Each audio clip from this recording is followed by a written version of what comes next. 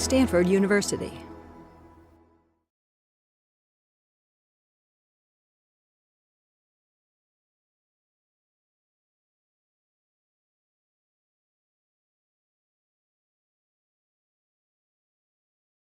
Well, welcome. Good morning. And thank you for putting this together, Inez. It's really, I think, an innovative idea.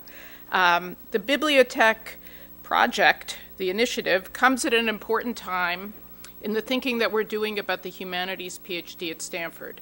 And just coincidentally, the coincidence is the timing of the meeting this afternoon. The non-coincidence is that my colleague Russell Berman has been leading a group that's been doing some serious thinking to the humanities PhD programs at Stanford.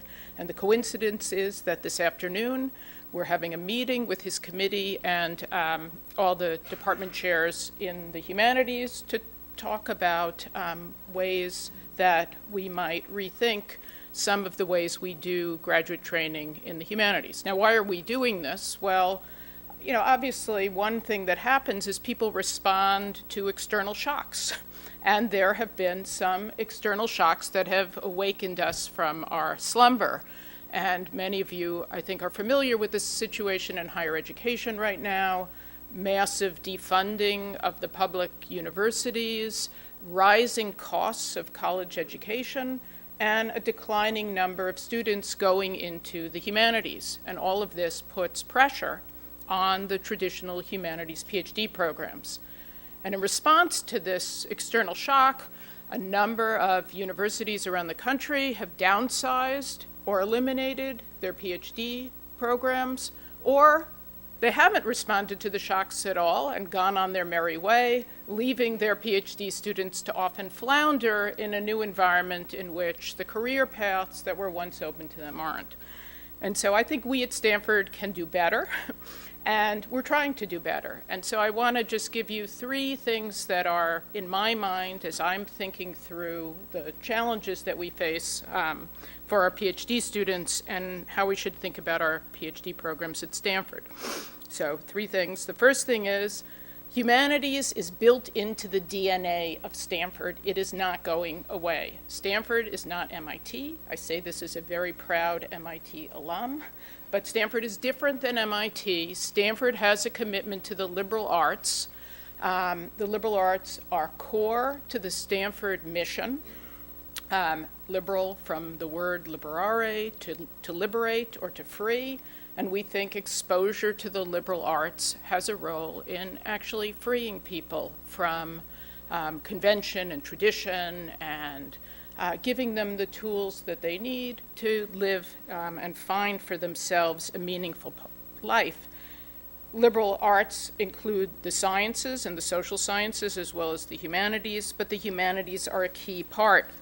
And one of the things that happens in our humanities classes is not just that we transmit knowledge, that's of course one thing we do, but we teach people, we give them the skills to use knowledge and to generate knowledge. And that's something that I think is of vital importance for people living in the world today. So we have 11 humanities departments at Stanford. We're in the School of Humanities and Sciences. We are the largest division. We are the bulk of the faculty. And all of our 11 departments are at the very top of their field. Some of you may have seen the Times of London recently ranked Stanford University #1 in the English-speaking world in the humanities. We regularly, top all the lists. And our dissertation students are among the very, very best in the world, and they do amazing work. And one of the, I think, wonderful things about today is you'll get to hear some of the incredible things they do. I'll just give you, I went on the web to look at a few of the recent prize-winning theses. So here are some topics. Networks of Trade in the Caucasus, 1750 to 1925. The Politics of Identity in East German Music, the Department of Justice and the Limits of New Deal State Building, Victorian Technologies of Reading and Writing. So our humanities PhDs contribute to our understanding of the world. They're valuable for our society. They're part of Stanford's DNA. Part of Stanford's mission is to bring knowledge to bear on the world that we live in order to improve the human condition. And I think the PhD students are part of that effort. So we're committed to them, and we're committed to training them. But it might still be irresponsible to do this, even if it's good for the world, if it's not really good for them, and if there's no path for them into the world. And that's two other points that I want to make that are guiding my thinking about this. So one is good for the society that there be students pushing and advancing knowledge that contributes to our understanding. But a second thing is our humanities PhD students gain a variety of important skills through the writing of a dissertation. I mean, through the writing of a dissertation, you actually, develop as a person.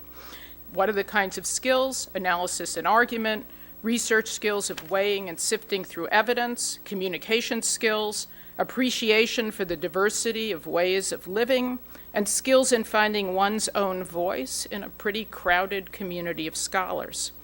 Our humanities PhD students also learn a lot in depth about the issues that they study, but grappling with any issue deeply builds an appreciation for historical and social context, for the ideas of opportunity and constraint, for fact and value, as these factors work themselves out in the subjects they study. So I'm not only a practitioner of the humanities, I'm a fan of it. I'm a fan of writing a dissertation. Writing a dissertation has value even if it doesn't lead to an academic job. It's valuable for many people to write dissertations. So that's my second thing that I'm thinking about. And third, and this now brings us to BiblioTech, if it's valuable to do a PhD for the person themselves, and if having PhDs in the humanities adds to our overall knowledge and serves some public social purposes, we need to think about what happens to our PhDs who don't find academic jobs.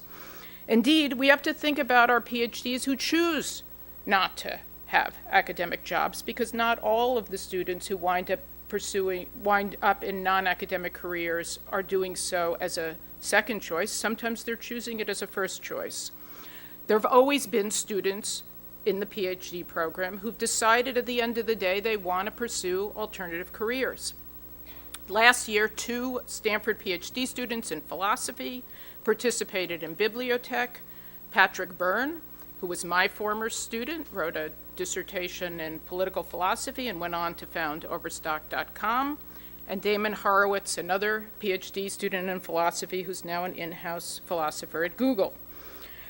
I don't think we've thought enough about this, about the alternative career paths for people in the PhD program, what sometimes people call Plan B and Plan C, although that might imply a ranking that we could disagree about or dispute as to what the right ranking is, but there's clearly has to be many paths for our PhDs.